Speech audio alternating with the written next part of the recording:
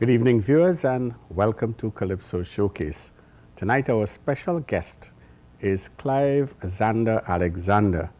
And Zanda, as you know, is a qualified architect as well as an exponent on the keyboards, composer. And this year, he was honored by Pan Ramajay for his contribution, I think mainly for his extempo skills on the piano as well as for his marriage of Calypso and jazz.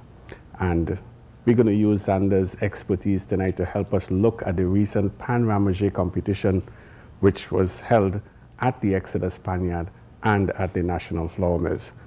Zanda, welcome to Calypso Showcase. Thank you. First thing that comes to mind is, what does architecture have to do with music? Well, I think it has to do in the sense that the art, both art, and architecture is to do with the organizing of space, and music to do with the organizing of sound. And in architecture, you use bricks and mortar. Well, tell us a little bit about your upbringing and how you got involved in music. Oh, well, I came from a home environment where my father, late father, was a choir master of the church music, guitarist, and he conducted the choir on Sabbath. Mm-hmm. And you have to be part of that. You know, he played guitar, and we all learned the guitar, and he mainly vocal music and solfa music. Mm-hmm. And my mother was a gospel singer. They both used to go and sing in concerts and so forth as the duo. Mm-hmm. And she was a florist and housewife, and my father, shoemaker. So I had to learn to make shoes as well. But you grew up in an environment of music as well? Yes, so in that environment, you can't get away from both art and music, you know. So I guess that's where it all started. I understand that at one time you actually played the drums, and tell us a little bit about that. Well, most of my inspiration, music, always came from like rhythms. I like rhythms. Knocking from a schoolboy, I used to knock on the school desk, and the teachers all the time warning me, "You're making music in the school." I said, "Yeah, that's what music is about. People enjoy." So I knock on the top of the desk and compose melodies, mm-hmm, coming out from the rhythm. And the next step was to make my own pair of bongos with cardboard. Mm-hmm. You know, get the circular cardboard, put a top, sort of glue them together, and play, you know, bongos, mm-hmm, and sing melodies. And this is where I got gravitated to the drums. I used to play a bit of the skin drums as well. What is unique, I understand, is that you went to London where you studied architecture, but you also studied music at the same time. How did you achieve that? Well, I think it's a question of how you organize your time. The first year in architecture, funny enough, there was an option to do a subject that's related, either painting or music. So I opted for music, mm-hmm, music appreciation. So I went into the music appreciation class, and suddenly realized there's a relationship in the history of music and the history of architecture. You talk about the Baroque period of architecture, and then Bach immediately comes in, you know, and the lines in the Baroque architecture and the lines in the Baroque music. So I guess this is where it all happened again. Yeah. So I was able to combine both, and then I started going to school, in the evening school at first. I got an old piano. It was given to me like, if you could move this piano of the house, it's yours. And I started, well, that's apart from my early exposure to music in Trinidad, where I started to play. Mm-hmm. And actually, music helped to pay for some of my education. Interesting. Yeah. Well, as usual, we have a prepared video clip with some of Clive's story that he continues on, and we're also going to be looking at some performances in Pan Ramajay and getting Clive to do some analyses of those performances. We take a commercial break, and when we come back, we'll take a look at that.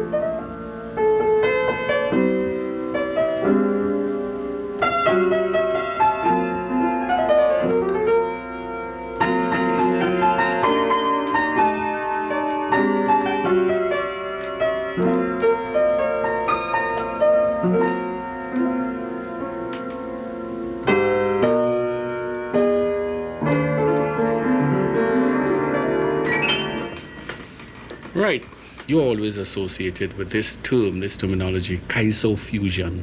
Tell me exactly what does that mean and what is your commitment in that area?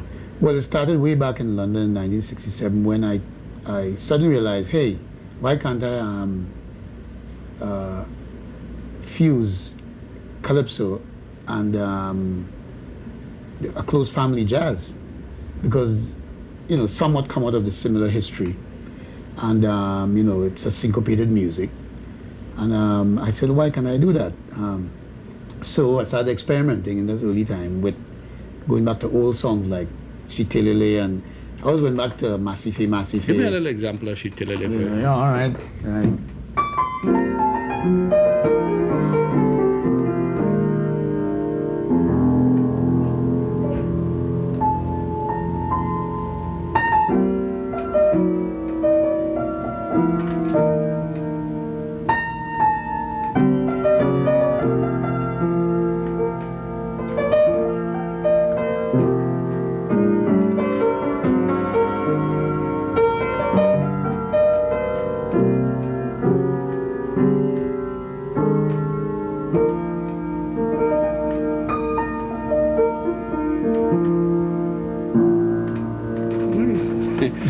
Do you know that that was one of the selections that the competitors, the soloists, had to choose from this year, but most of them had problems with developing because I think the simplicity of the tune didn't offer much room. How would you deal with something that is basically a simple melody in terms of improvising and development?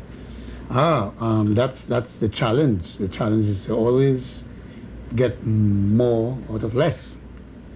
And I think that to improvise on these two chord changes sometimes requires a lot more. Some of these old folk tunes have simple chords, and I have been trying to reharmonize them because I found that from these simple chords, and you could develop the melody. If you use the melody line, you can develop and move and shift it into various areas. Because the melody is the thing, you see, is the what I call the rhythm of the melody. Every melody suggests a rhythm or some phraseological motif in which you can use for building solos. So that even though Telele might have simple changes, if you use the melody and the motif of Telele, you can expand it. That is itself a challenge. But lots of the players may not think so because they probably think, well, it's only have 2 chords or 3 chords. But the melodic line of these traditional folk tunes is very interesting. As you came back to Trinidad from London, we saw a greater thrust into this area of Calypso, jazz fusion, whatever you want to call it, Gayap workshop and these terminologies. Tell us about some of the tunes that you went into and what were some of your favorites in this area. Okay, well, the Gayap, what I call extempo Calypso jazz workshop, started at QRC College in the days with Schofield Pilgrim. He was around. I always had this idea of Gayap, coming together to do things. And at that forum, which is the QRC Jazz Club, we had a chance to sort of look at some of the standard calypsos and chose, those type that we feel has that affinity with jazz, and experiment with it and see what you can do with it. One was Mr. Walker, if you remember. Mr. Walker. Yeah, I did that. I said, why can't we, take Mr. Walker from the cut time into like a 3/4 time, like so.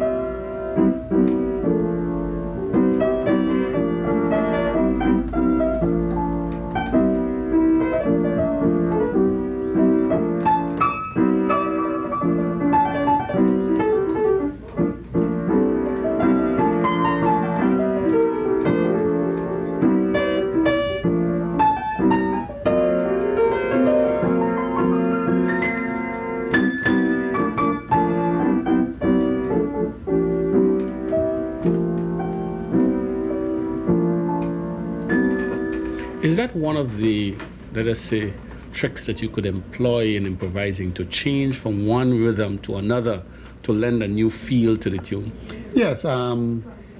What it does is it explores the possibility of the tune beyond probably what Sparrow or Kitsch or Terror, would have done with it. They would say, well, hey, this is how they feel about it. I respect that, but then I'm saying, hey, this is a possibility. Reharmonize or change the voicings, but keep the melody and vary the melody, but you're always going back to the melody, state it, and you move away again. Because that's Rama-ji, really. Yeah. But how does the pan man deal with that? He's given something that's basic cut time. Let us say he plays with an accompanying band. The band comes down and starts to play the tune in cut time. He may want to go into, say, a 3/4 rhythm. How would he achieve that? Well, he establishes first the downbeat, because Calypso in cut time is really strong on the 1 and weak on the 2. So as opposed to jazz, which is like the 4/4, strong on the 1, weak on 2, 3, 4. So Calypso is 1, 2, 1, 2. You have this sort of thing, right? So what you do is to establish the strong on the 1, and that shifts you to any signature you want. For example, you might be playing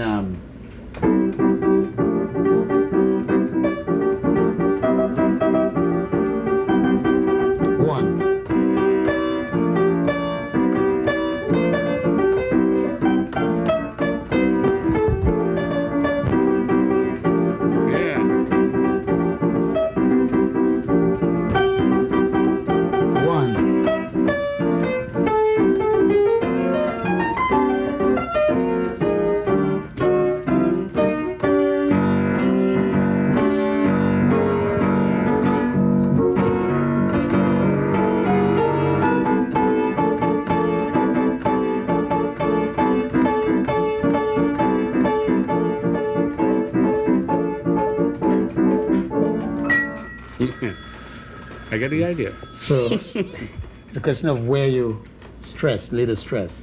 1 could go into 5/4. 1, 2, 3, 4, 5. So that the soloist is improvising, and at any point, by just cueing the band saying 1, 2, 3, or 1, 2, 3, 4, 5, 1, 2, 3, 4, 5, So it's a question of the meter and knowing where to place your accent.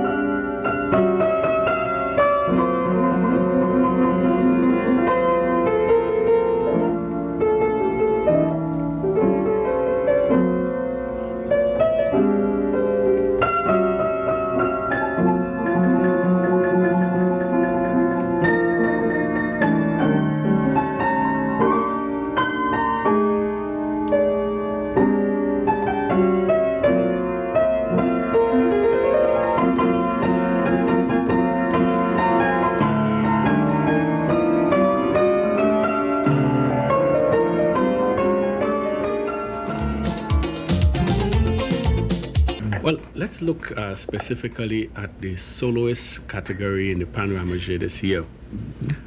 We look at just the 2 top performers. Teague plays second, playing Musical Volcano as composed by Robbie Greenidge. Your first impressions of his performance? Well, I was there on the final night, and I also listened to the semi-finals. My impression of Teague is that what we are having is a super technician. He has superb skills in terms of technical facility. I suppose coming from a classical background, which I think he is more classical, he would have had that kind of foundation. So facilities is there. The problem I had is that sometimes applying those techniques through the chord changes sometimes happen but didn't happen. You see, improvisation is coming from inside out, and if you technically could, the chance that you could impose or superimpose rather other structures that didn't come out of the piece, you know. But all in all, I think he's young, and I think that's what is important. I guess he's going to expand his horizon, and I would say generally he's a talent deserve watching.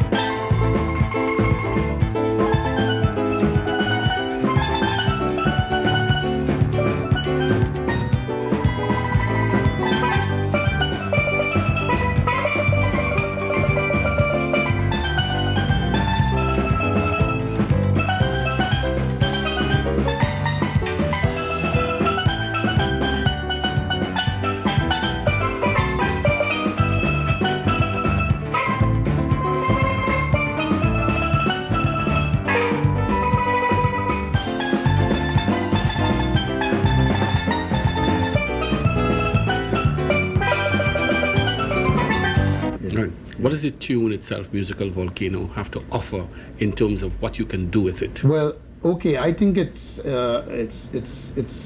lyrical calypso. You know, I was looking for some rhythmic motifs. You don't find it coming out like that, like in probably Shadow Bassman, or you know, where it's based around motif, boom, boom, boom, boom, boom, boom, da da da da. You know. So that I think it should have been approached more lyrical and gradually build. Give me an example of what you mean by lyrical. Okay, how...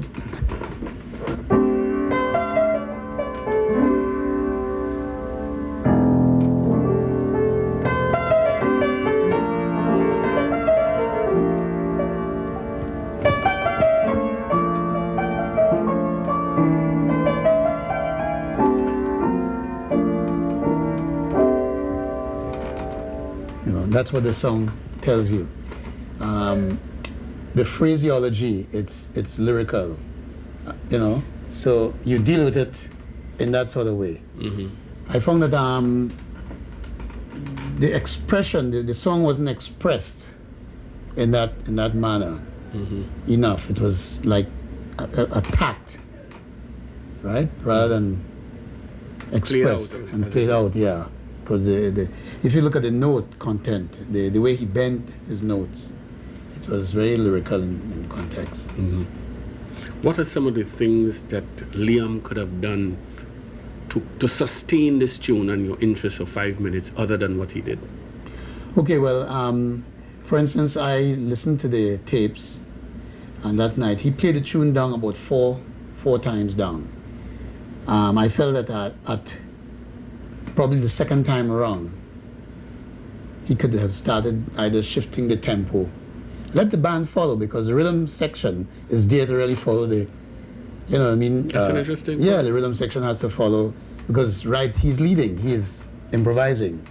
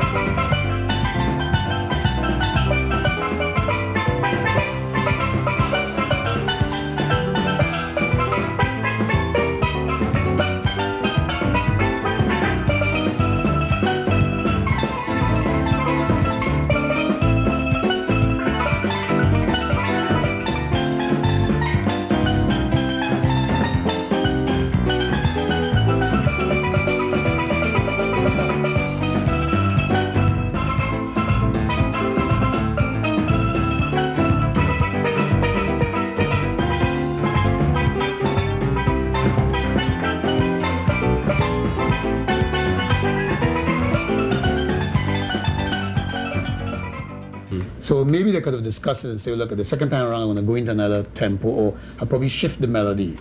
Like, for example,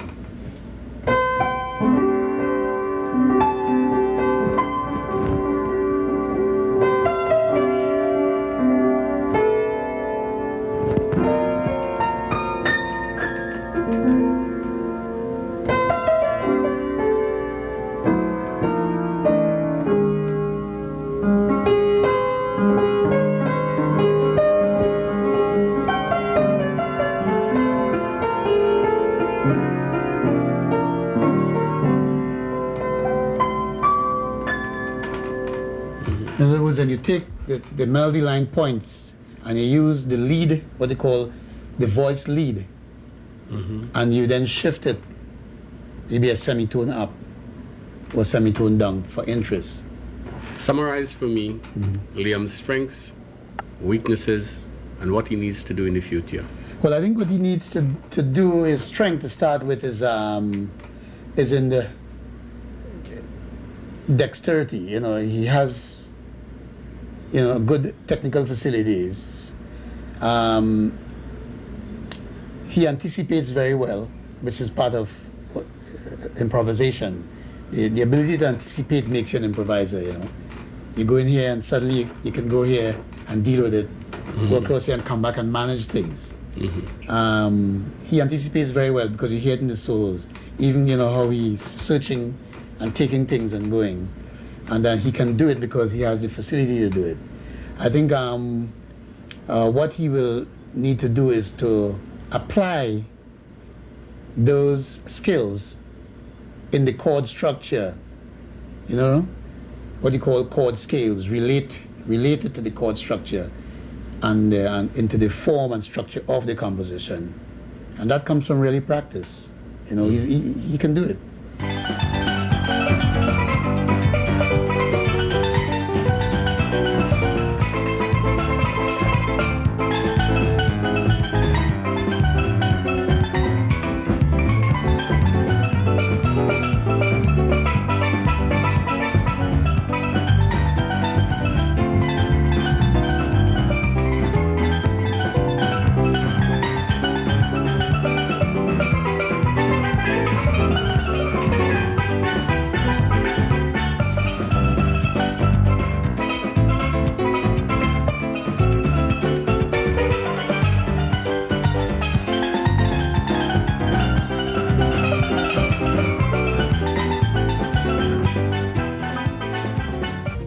Dennis Smith, iMusic.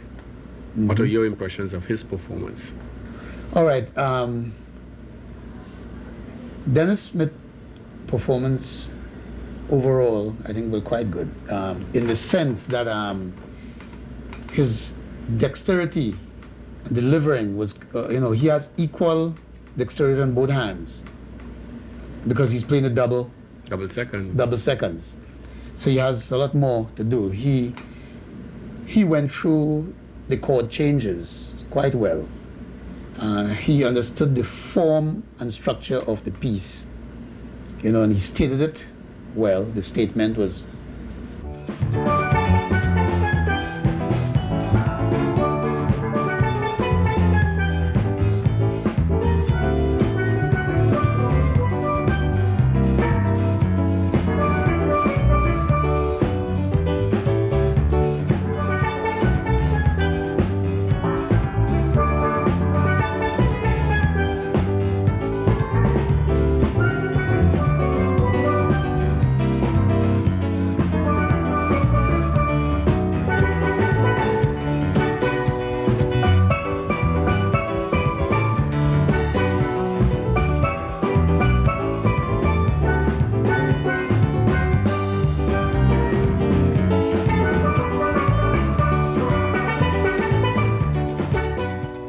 Yeah, what I found though is that he played the tune about 5 times down, and when you start to really listen, after the 3rd time, I found that it was the same approach.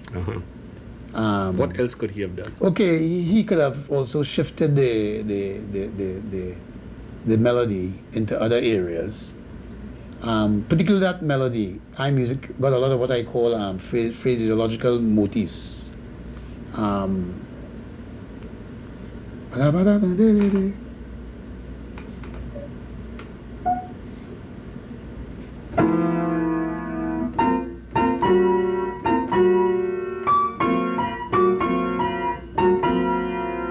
You see, Papa, you know, that's a motif. You could use that. You can explore.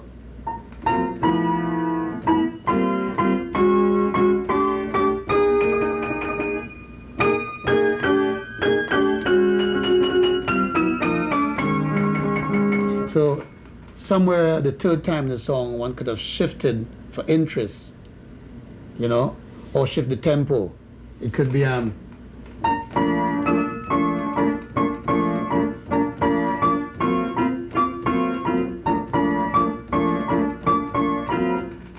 know, it's for interest. Because you have to sustain people's listening interest by repeating that tune 5 times so that you got to somewhere, you know, take it somewhere else and lift it, you know what I mean? But I would say that he has pretty good technique as well, you know. He goes through his arpeggios, he goes through the chord scales, and he comes out of the changes of the song pretty well.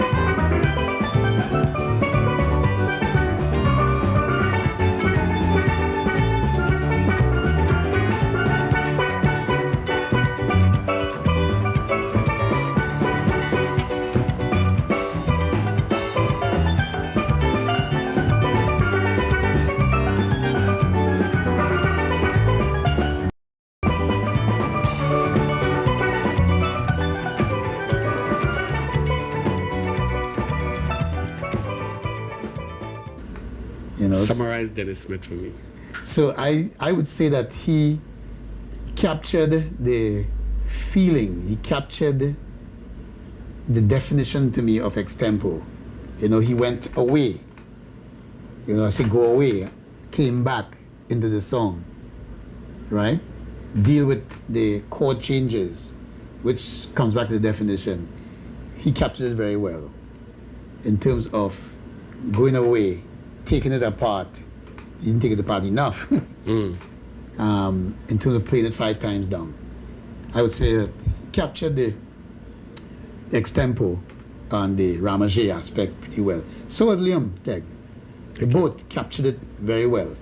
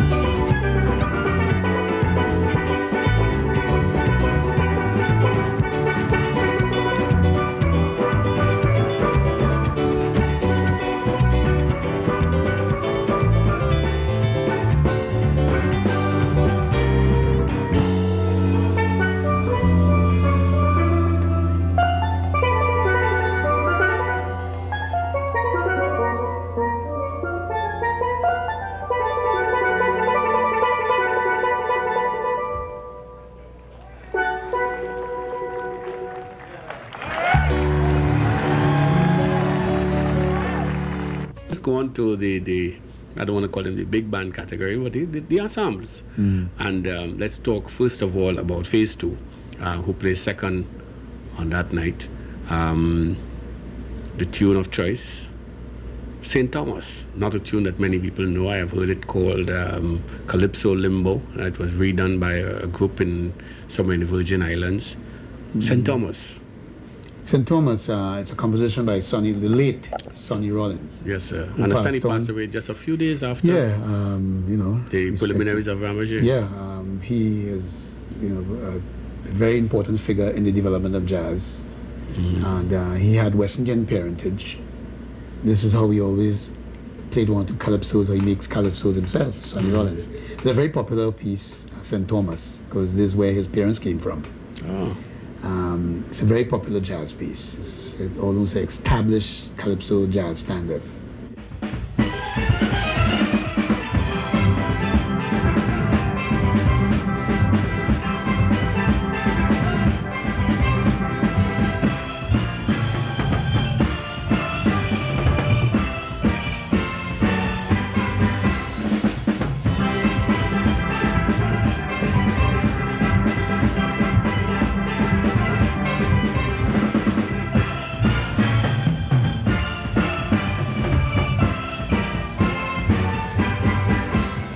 Phase 2 rendition of St. Thomas was quite balanced.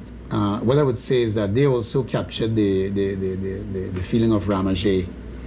The form and structure of the song was pretty well respected and understood, because the soloists came out from the changes or the chord structure.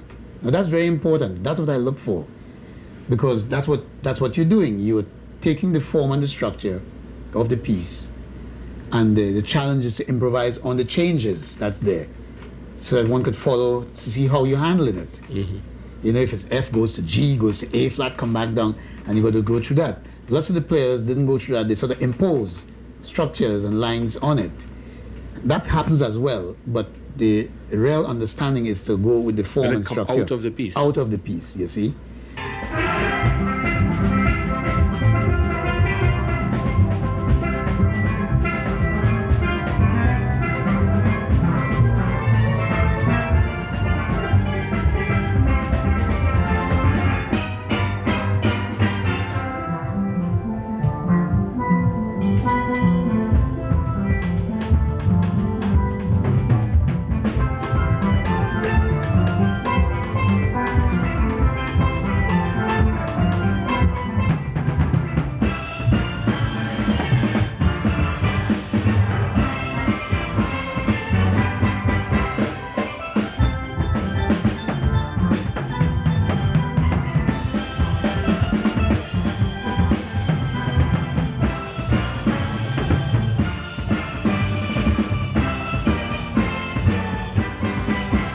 All in all, I would say that they were flexible and they were relaxed with it.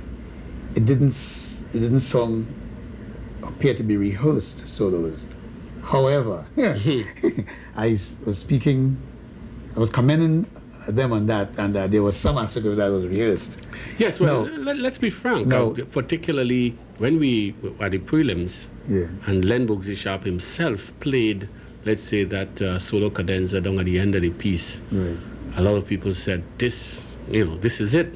Right. Now, Dougie himself sort of reproduced, not entirely in its exact format, a similar type of solo towards the end of the piece, which became to us one of the most outstanding passages played in the Pan Ramajay by a soloist within a band. Right. And I think you might be referring to that. Yeah. Now, I think rehearsing your solo before isn't a bad thing. That's how you develop. You know, when the thing is that when you play it, it must be expressed in a relaxed manner. It mustn't be like if you really rehearse it. So this came across to you on the night. Yeah, this came across. It was played like unrehearsed, but it was rehearsed. You see, it was delivered like that. It was delivered like if it was spontaneous. You know, that's okay. That's okay. Yeah, that's all right. I have no problem with that.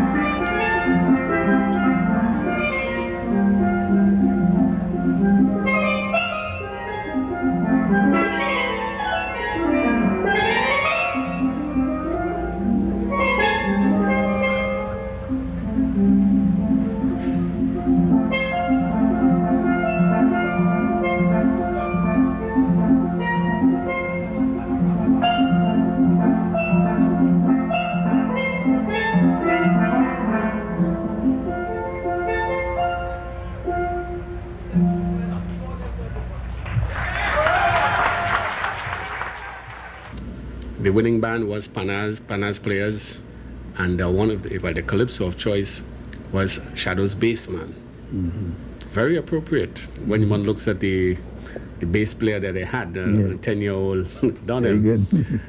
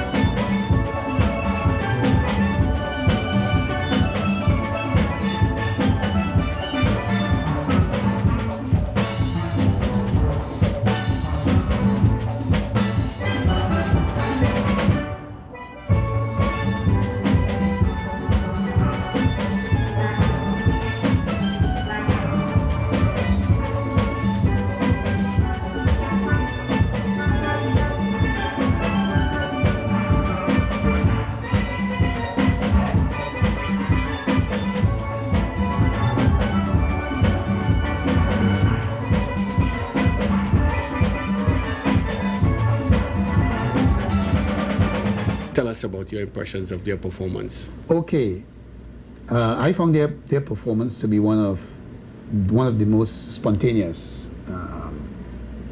performance. You know, there was it was highly spirited, which is one of the things of Rama-ji. Which, you know, for instance, quickly Phase 2 was there. You know, it's very competent and very.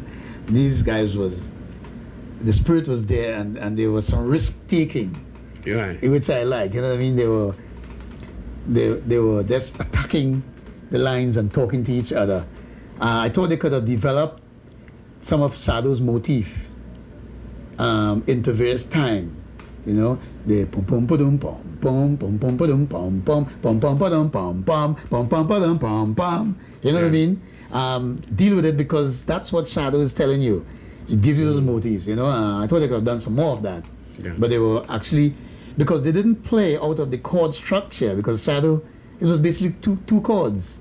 Right. And D and A.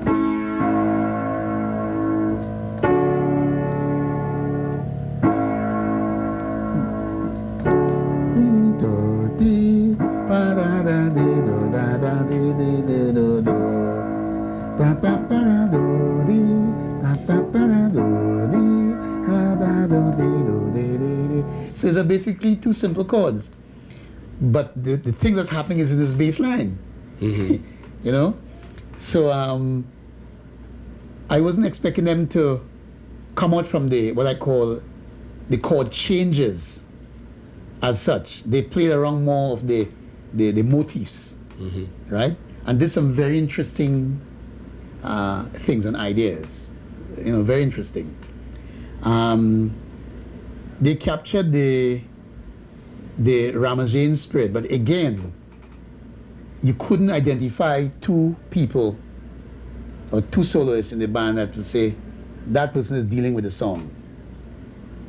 You know, like from the structure. You see, they were always sharing. Yeah, now that's fine, but I'm saying one of the objectives of Rama-ji is to bring out the completeness of soloist.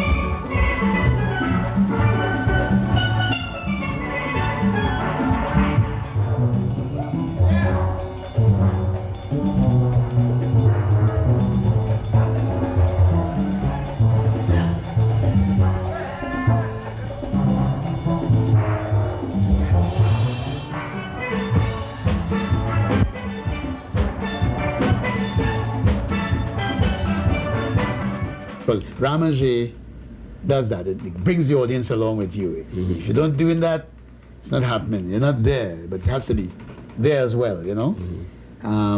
All in all, I think they captured that spirit. There's a pretty interesting improvised interpretation of Bassman. Because what you're doing is an improvised interpretation of the piece.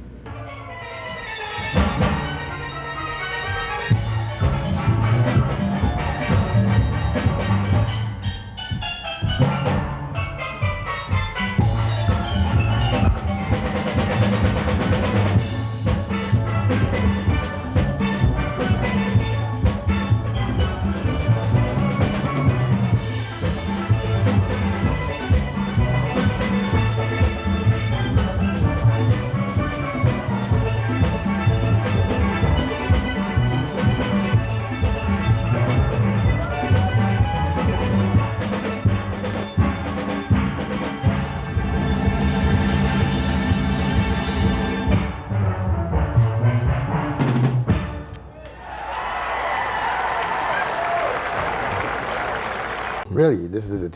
Come, let me hear them birds Ramajay. You know, that's a term. Are you going to hear them birds? The birds, they're Ramajaying. You know, they're all answering each other, taking it around.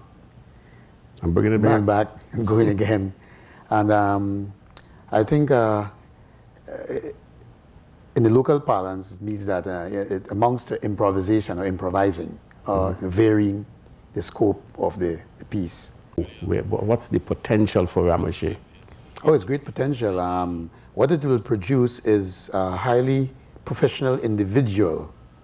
So far, most of the steel band musicians, it's come out of the panorama, big band environment.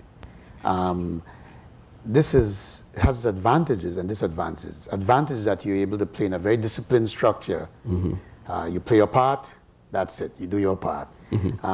This is going to bring out a kind of professional who will be able to go through the whole process of musicality. To close, a vintage piece of video material that we dug up from 1977, Clive Zanda and Len Boogsie playing Taxi Talk as composed by Merchant. We go out on that.